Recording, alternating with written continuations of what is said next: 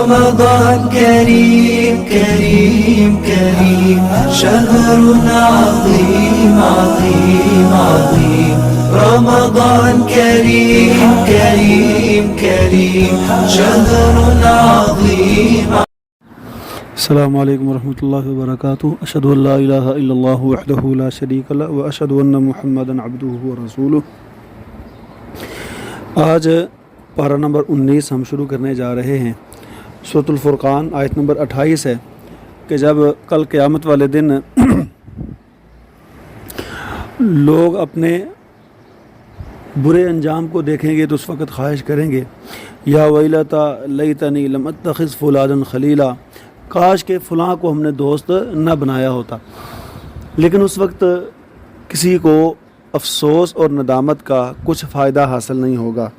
ہاں، اگر کوئی بندہ فی الحال اپنی اس دنیا کی زندگی میں سوچ لیتا ہے کہ وہ کس طرح کے دوست کے ساتھ اپنا تعلق بنا رہے اور کس طرح کے لوگوں کے ساتھ اس کو اٹھنا بیٹھنا ہے اور کس طرح کے اس کے عمل ہیں، تو یقیناً آخرت میں اس کو فائدہ ہو سکتا ہے اس سوچ و بچار کا. رسول اللہ صلی اللہ علیہ وسلم نے اسی لیے اچھے اور برے دوست کی مثال دے کے بات سمجھائی ہے. آپ نے فرمایا کہ اچھے اور برے دوست کی مثال ایسے ہے جیسے ایک خوشبو بیچنے والا ہو اور دوسرا بھٹی میں پھونکنے والا آدمی ہو. تو اچھا دوست وہ خوشبو بیچنے والے کی طرح ہے اور برا دوست بھٹی میں پھونکنے والے کی طرح ہے. اس کے آگے آپ نے وضاحت فرما دی کہ اگر خوشبو والے کے پاس بیٹھو گے یا تو تم اس سے کچھ خرید لو گے یا وہ تمہیں کچھ تحفہ دے دے گا. اگر دونوں میں سے کچھ نہ ہوگا تو کم از کم اس کے پاس بیٹھ کے تمہیں اچھی بو آتی رہے گی، اچھی سمیل آتی رہے گی اور پاکیزہ خوشبو تمہیں ملتی رہے گی. اور اگر بھٹی والے کے پاس بیٹھو گے، برے دوست کے پاس بیٹھو گے، تو پھر وہ یا تو اس کی اڑنے والی چنگاریوں سے تمہارے کپڑے جل جائیں گے یا پھر اس کے پاس بیٹھ کے گندی بدبو تمہیں آتی رہے گی. تو یہاں مثال دے کے سمجھا دیا کہ اگر اچھے دوست کے پاس بیٹھو گے تو اچھا دوست تمہیں اچھی بات کی طرف لے کے جائے گا یا تم اس سے بذات خود کوئی چیز سیکھ لو گے. اور اگر تم نے بھی اس سے کوئی عمل کی بات نہ سیکھی اور اس نے بھی نہ بتائی تو کم از کم اتنا ضرور ہوگا اس محفل میں بیٹھ کے تم بری باتیں نہیں کرو گے، گندی باتیں نہیں کرو گے اور اللہ کی نافرمانی والے معاملے نہیں کرو گے. اور اگر برے دوست کے پاس بیٹھتے ہو تو وہ یا تو خود تمہیں برائی میں لے جائے گا یا پھر تم اس کے ساتھ برائی میں شامل ہو جاؤ گے. دونوں صورتوں میں کوئی نہ کوئی خرابی ہونی ہی ہونی ہے. لہٰذا آج ہمیں فیصلہ کرنا ہے کہ ہمارے دوست کس طرح کے ہیں، ہمارے دوست اچھے ہیں یا برے ہیں. اگر ہمارے دوست اچھے ہیں تو یقیناً پھر ہمارے اعمال کے اندر اچھائی والا پہلو غالب ہوگا. اور اگر ہمارے دوست برے ہیں، برے لوگوں کے ساتھ ہمارا اٹھنا بیٹھنا ہے، صحبت ہماری اچھی نہیں ہے، تو پھر یقیناً ہمارے اعمال کے اندر بھی خرابی آئے گی اور بری صحبت کی وجہ سے ہمارے اعمال بھی برے ہو جائیں گے. اس کے بعد اگلی آیت ہے کہ کل قیامت کا دن ہوگا تو اللہ رب العزت کے سامنے نبی کریم صلی اللہ علیہ وسلم فرمائیں گے وقال الرسول یا رب ان قومی اتخذوا هذا القرآن مہجورا، کہ میری قوم نے قرآن کو چھوڑ دیا تھا. مہجور کے دو معنی بیان ہوئے ہیں. پہلا معنی تو یہ ہے کہ سرے سے قرآن کا انکار کر دینا کہ یہ اللہ کا کلام نہیں ہے، جس طرح کہ مشرکین مکہ نے کیا اور مدینہ کے یہودیوں اور منافقوں نے یہ بات کی کہ قرآن اللہ کا کلام نہیں ہے بلکہ یہ تو کسی انسان کی بنائی ہوئی بات ہے. تو اس بات پہ اللہ رب العزت کے سامنے نبی صلی اللہ علیہ وسلم کی طرف سے شکوہ ہوگا کہ میری قوم نے قرآن کو چھوڑ دیا تھا، اس کا احترام نہیں کیا. اور دوسرا معنی جو مفسرین نے بیان کیا وہ یہ ہے کہ قرآن کو چھوڑ دینے سے مراد یہ ہے کہ قرآن پر ایمان تو ہو لیکن قرآن پر عمل نہ کیا جائے. قرآن پر ایمان تو ہو لیکن قرآن پر عمل نہ کیا جائے. جو احکامات اللہ رب العزت نے قرآن حکیم میں ہمیں دیے ہیں ان احکامات کا خیال نہ کیا جائے تو ایسا شخص در حقیقت وہ قرآن حکیم کو چھوڑ چکا ہے، اس نے قرآن حکیم کو ترک کر دیا ہے۔ اور اسی لیے رسول اللہ صلی اللہ علیہ وسلم نے فرمایا تھا، صحیح مسلم کی روایت ہے کہ القرآن حجۃ لک او علیک، کہ کل قیامت والے دن قرآن یا تو تیرے حق میں گواہ ہوگا یا پھر تیرے خلاف گواہ ہوگا۔ اور سچی بات یہ ہے کہ جو لوگ قرآن کے حق میں گواہی حاصل کر پائیں گے ان کے لیے نجات ہے، ان کے لیے آسانی ہے، اور جن لوگوں کے خلاف قرآن نے گواہی دی وہ تباہ و برباد ہو جائیں گے۔ اس کے بعد آیت نمبر 63 میں اللہ تعالیٰ کے نیک بندوں کی کچھ نشانیاں بیان ہو رہی ہیں، آیت نمبر 63 سے لے کے آیت نمبر 73 تک۔ وعباد الرحمن الذین یمشون علی الارض ہونا، کہ اللہ کے بندے وہ ہیں جو زمین پر عاجزی کے ساتھ چلتے ہیں۔ عاجزی کا مفہوم کیا ہے؟ مفسرین نے اس کی وضاحت یہ کی ہے کہ عاجزی کا مفہوم یہ ہے کہ زمین پر چلتے ہوئے فساد نہ کرنا، خرابی پیدا نہ کرنا۔ اور عاجزی کا یہ مفہوم ہرگز نہیں ہے کہ اگر چلنا ہے تو بالکل ہی آہستہ آہستہ اور جس طرح بندہ بیمار ہو، ملنگ بندہ، نشئی بندہ چلتا ہے، یہ عاجزی مراد نہیں ہے۔ عاجزی مراد یہ ہے کہ بندہ اللہ تعالیٰ کی فرما برداری میں چلے، لیکن چلتے ہوئے وقار اور بہترین چال چلنی ہے، جس طرح کہ نبی کریم صلی اللہ علیہ وسلم کا عمل ملتا ہے کہ آپ پروقار چال چلتے تھے اور تیز، تندرست اور ایک مردانہ چال چلتے تھے، پتہ چلتا تھا کہ بندہ چل کے جا رہا ہے۔ یہ نہیں ہونا کہ اتنا چل رہا ہو تو دیکھنے والا سمجھے کہ شاید پتہ نہیں کتنے دنوں کا بیمار ہے اور یہ سمجھ رہا ہو کہ میں عاجزی کر رہا ہوں۔ اس طرح کی عاجزی اللہ تعالیٰ کو پسند نہیں ہے۔ پھر اگلی خوبی یہ بیان ہوئی ہے، علامت یہ بیان ہوئی ہے، وَإِذَا خَاطَبَهُمُ الْجَاهِلُونَ قَالُوا سَلَامًا، کہ جب کسی جاہل سے ان کی بات ہو جاتی ہے، ایسے بندے سے بات ہو جاتی ہے کہ جو اچھی، جس کی تربیت نہیں ہے، تو ایسے بندے کے ساتھ وہ بحث مباحثہ میں نہیں اتنا پڑ جاتے، بلکہ ایسے بندے سے کنارہ کشی کرتے ہیں، اس کے ساتھ بحث کر کے اپنا وقت ضائع نہیں کرتے۔ والذین یبیتون لربہم سجدا وقیاما، اور اگلی یہ صفت بیان ہوئی کہ وہ رات کو ساری رات سوتے نہیں رہتے، بلکہ وہ اللہ تعالیٰ کے حضور عبادت کے لیے بھی کھڑے ہوتے ہیں، جس کو تہجد کی نماز کہا جاتا ہے۔ اور تہجد کی نماز کیسے ادا کر رہی ہیں، ساری نئی چیزیں آپ کے سامنے بیان کر چکا ہوں۔ پھر وہ اللہ تعالیٰ سے دعا بھی کرتے ہیں کہ یا اللہ ہمیں جہنم کے عذاب سے بچا لے، اور جہنم کے عذاب سے پناہ مانگنا، اللہ تعالیٰ کے عذاب سے بچنے کے لیے دعا کرنا، یہ بھی انتہائی ضروری ہے۔ سنن ابن ماجہ کے اندر روایت موجود ہے کہ رسول اللہ صلی اللہ علیہ وسلم نے فرمایا کہ جو شخص اللہ تعالیٰ سے جنت کا سوال کرتا ہے، 3 مرتبہ جنت کا سوال کرتا ہے، تو جنت کہتی ہے کہ یا اللہ اس بندے کو جنت میں داخل کر دے۔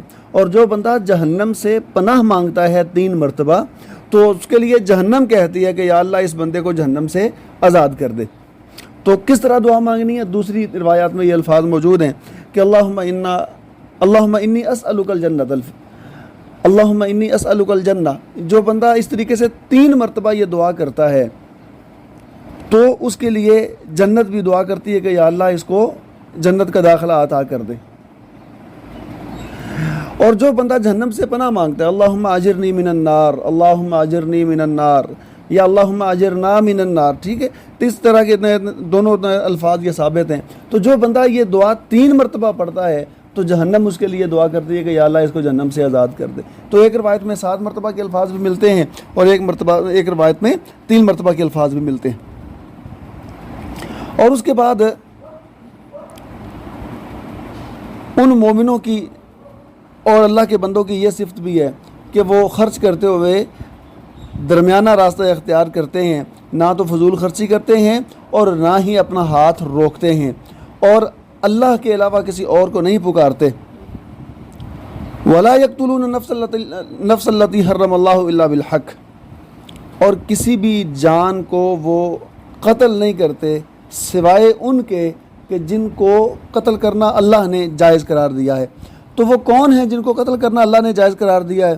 پہلا وہ شخص جو دین اسلام سے مرتد ہو جائے، دین اسلام اس نے اتنا قبول کیا، اس کے بعد وہ مرتد ہو گیا، تو مرتد کو قتل کرنا یہ ضروری ہے۔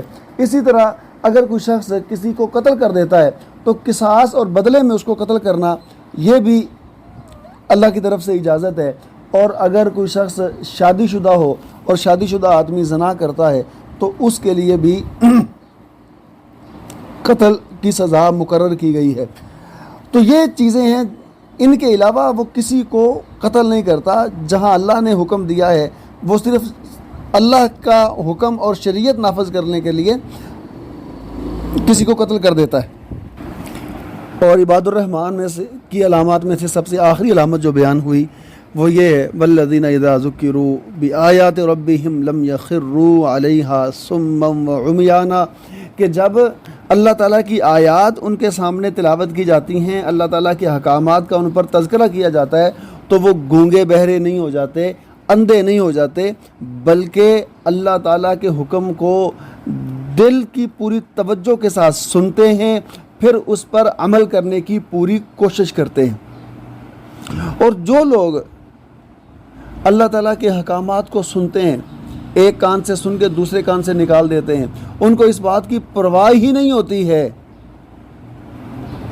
کہ اللہ تعالیٰ کا کیا حکم ہمارے لیے آیا ہے اور ہم نے اپنی زندگی کیسے گزارنی ہے، اپنے اندر کیسے تبدیلی لانی ہے، تو پھر ایسے لوگ اللہ تعالیٰ کے بندوں میں شامل نہیں ہو سکتے۔ تو اللہ تعالیٰ کے بندوں میں، عباد الرحمن میں اگر ہم شامل ہونا چاہتے ہیں تو یہ صفات ہمیں اپنے اندر پیدا کرنی ہے، اور خاص کر کے یہ صفت کہ جب بھی ہمارے سامنے اللہ کا کوئی حکم آتا ہے، رسول اللہ صلی اللہ علیہ وسلم کا کوئی فرمان آتا ہے، تو وہاں پھر بے شرموں کی طرح اپنی من مانی نہیں کرنی، بلکہ اس حکم کو پوری توجہ کے ساتھ سننا ہے، اور سننے کے بعد اس پر عمل پیرا بھی ہونا ہے۔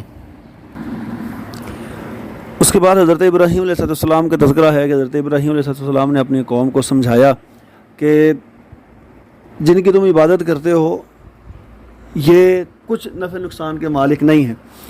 تو پھر دلیل کے طور پر کچھ باتیں بیان کی، الذی خلقنی فہو یہدین، کہ اللہ وہ ہے جس نے مجھے پیدا کیا اور مجھے ہدایت بھی دی، اور وہ مجھے کھلاتا بھی ہے، مجھے پلاتا بھی ہے، میں بیمار ہو جاؤں تو مجھے شفا بھی وہ دیتا ہے، اور وہی زندہ کرنے والا، وہی مارنے والا ہے۔ تو حضرت ابراہیم علیہ السلام نے یہاں اپنے الفاظ میں عقیدے کی بہترین باتیں بیان کر دیں، لہٰذا ہمیں بھی اس بات کا یقین ہونا چاہیے کہ ہدایت اللہ کی طرف سے ملتی ہے، کھانا پینا ہمارا اللہ کی طرف سے مقدر ہوتا ہے، اور وہی اللہ کے حکم سے ہمیں ملتا ہے۔ کسی قسم کی کوئی کسی کی محنت اور کسی کا کاروبار پہ جانا، کسی کا دکان پہ جانا، کسی کی دکان، کسی کی نوکری، کسی کی ملازمت کچھ نہیں دے سکتی۔ یہ تو اللہ تعالیٰ نے صرف آزمائش رکھی ہے کہ بندہ کیا سمجھتا ہے کہ مجھے میرے کام اور میری ملازمت کی وجہ سے ملتا ہے، یا مجھے اللہ کے حکم سے ملتا ہے، مجھے میری محنت کی وجہ سے ملتا ہے، یا صرف اللہ تعالیٰ کی قدرت اور اللہ تعالیٰ کی مشیت کی وجہ سے ملتا ہے۔ اور جس بندے نے یہ سمجھا کہ اسے رزق اللہ کے حکم سے ملتا ہے تو وہ بندہ مومن ہے، دین ابراہیمی پر قائم ہے۔ اور جس بندے نے یہ سمجھا کہ میرا رزق میرے دکان پر جانے کی وجہ سے مجھے ملتا ہے، میرا رزق میری ملازمت کی وجہ سے مجھے ملتا ہے، میرا رزق فلاں جگہ میں مزدوری کرتا ہوں اس وجہ سے مجھے ملتا ہے، تو اس بندے نے اپنی اس کمائی کو اور کمائی کے ذریعے کو اللہ تعالیٰ کی ذات کے ساتھ شریک بنا دیا۔ حالانکہ یہ محنت، یہ طور طریقہ، یہ بنیاد نہیں ہے دولت ملنے کی، یہ بنیاد اور سبب نہیں ہے رزق حاصل ہونے کا، کیونکہ اگر دیکھا جائے تو اس کائنات کی سب سے زیادہ محنتی لوگ وہ ہیں جو مزدور ہوتے ہیں، لیکن سچی بات یہ ہے کہ مزدور ہی سب سے زیادہ غریب ہوتا ہے، کیونکہ رزق اللہ کی طرف سے ملتا ہے۔ اگر رزق بندے کی محنت اور بندے کے سوچ اور پلان کے مطابق ملتا تو پھر مزدور دنیا کا سب سے بڑا امیر آدمی ہوتا، لیکن مزدور سب سے بڑا امیر نہیں ہوتا، بلکہ مزدور تو غریب ہوتا ہے سب سے زیادہ محنت کرنے کے باوجود، کیونکہ اللہ نے اس کے مقدر میں رزق تھوڑا لکھا ہوتا ہے، اللہ تعالیٰ نے اس کے لیے سہولتیں آسانیاں تھوڑی لکھی ہوتی ہیں، تو اس کو اتنی تھوڑی ہی مقدار میں چیزیں میسر آتی ہیں۔ اس کے بعد حضرت ابراہیم علیہ السلام نے اللہ تعالیٰ سے دعا بھی کی، اور ان دعاؤں میں سے ایک دعا یہ تھی کہ رب ہب لی حکما والحقنی بالصالحین، کہ مجھے نیک لوگوں کے ساتھ شامل کر دے۔ اور پھر اپنے والد کے بارے میں اللہ تعالیٰ سے دعا کی کہ یا اللہ میرے والد کو معاف کر دے اور قیامت کے دن مجھے ذلیل و رسوا نہ کرنا۔ تو صحیح البخاری کے اندر روایت موجود ہے کہ رسول اللہ صلی اللہ علیہ وسلم نے فرمایا کہ جب قیامت کا دن ہوگا تو حضرت ابراہیم علیہ السلام کے والد جو ہیں وہ ان کے سامنے لائے جائیں گے۔ تو جب حضرت ابراہیم علیہ السلام کے والد ان کے سامنے لائے جائیں گے تو حضرت ابراہیم پر اللہ تعالیٰ سے گزارش کریں گے کہ یا اللہ تیرا تو وعدہ تھا کہ میں تجھے قیامت کے دن ذلیل و رسوا نہیں کروں گا، تو میرا باپ اگر سب کے سامنے جہنم جائے گا تو میرے لیے تو رسوائی ہے۔ تو پھر اللہ تعالیٰ حضرت ابراہیم سے کہیں کہ اپنے قدموں کی طرف دیکھو۔ تو جب حضرت ابراہیم علیہ السلام اپنے قدموں کی طرف نظر دوڑائیں گے تو معلوم یہ ہوگا کہ حضرت ابراہیم کے والد کو اللہ تعالیٰ نے انسان کی شکل ختم کر کے بجو کی شکل دے دی ہے، تو بجو کی شکل میں تبدیل کر کے اس کو جہنم میں پھینک دیا جائے گا۔ لیکن ایک نبی، اور ایسا نبی جس نے اللہ تعالیٰ کی کسی بات کا انکار نہ کیا ہو، ہر بات کو جیسا بھی وہ حکم تھا ہر حکم کو تسلیم کیا ہو، اس کے والد کو بھی چھٹکارا نہیں ہے اگر اس نے اللہ کی ذات کے ساتھ شرک کیا۔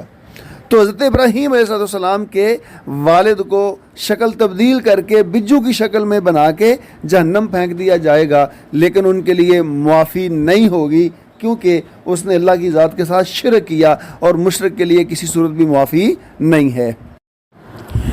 آج کے سبق کی آخری بات، حضرت سلیمان علیہ السلام جب اپنے لشکر کے ساتھ باہر نکلے تو راستے میں ایک چیونٹی نے اپنی باقی چیونٹیوں سے کہا کہ اپنی اپنی بلوں میں چلی جاؤ، حضرت سلیمان کا لشکر آ رہا ہے تو وہ کہیں تمہیں اپنے پاؤں تلے روند نہ دے۔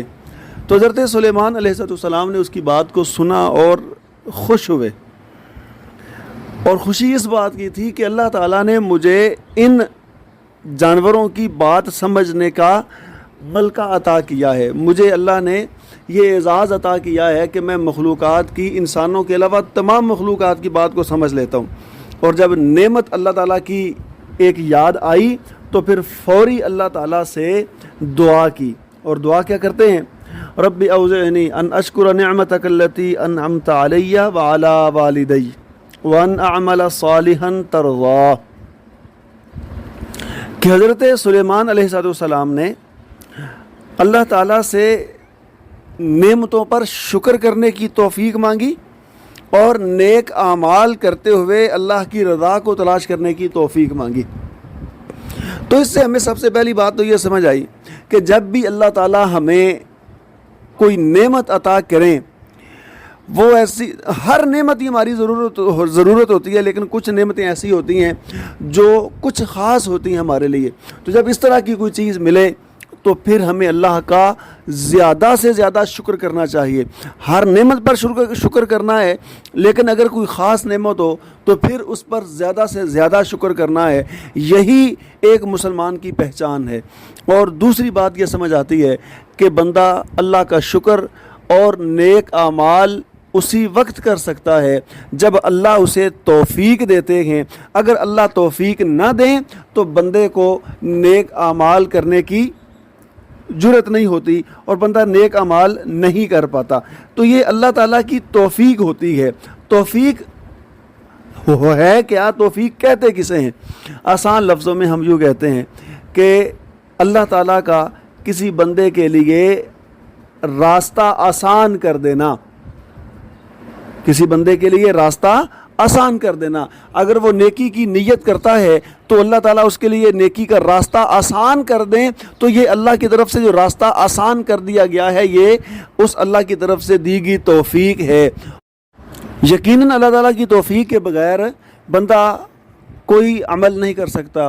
تو اسی لیے حضرت سلیمان علیہ السلام نے اللہ تعالیٰ سے دعا کی کہ اے اللہ مجھے شکر کرنے کی اور نیک اعمال کرنے کی توفیق دے، کیونکہ بندہ بذات خود تو کچھ نہیں ہے نا، بندہ حیثیت ہی کیا رکھتا ہے؟ کچھ بھی حیثیت نہیں رکھتا بندہ۔ کب اس کی جان نکل جائے، کب یہ بیمار پڑ جائے، کب اس کے ساتھ کیا مسئلہ پیش آ جائے. تو اس لیے اللہ رب العزت سے نیکی کی طاقت مانگنا، اللہ تعالیٰ سے نیکی کی طاقت مانگنا انتہائی ضروری ہے. اللہ تعالیٰ سے دعا ہے کہ اللہ تعالیٰ ہمیں اپنے اعمال کی اصلاح کرنے کی توفیق دے، دین کا علم سیکھنے، سمجھنے، پھر عمل کرنے کی توفیق دے. اور ہمیں اللہ سے دعا کرتے رہنا چاہیے نیک اعمال کی توفیق کی بھی اور پھر نیک اعمال کی قبولیت کی بھی. اللہ تعالیٰ ہمارے ساتھ خیر کا معاملہ فرمائے. یہ رمضان کا مہینہ ہمارے لیے ایسا بنا دے کہ ہم کما حقہ اس کی قدر کرنے والے بن جائیں. السلام علیکم ورحمۃ اللہ وبرکاتہ.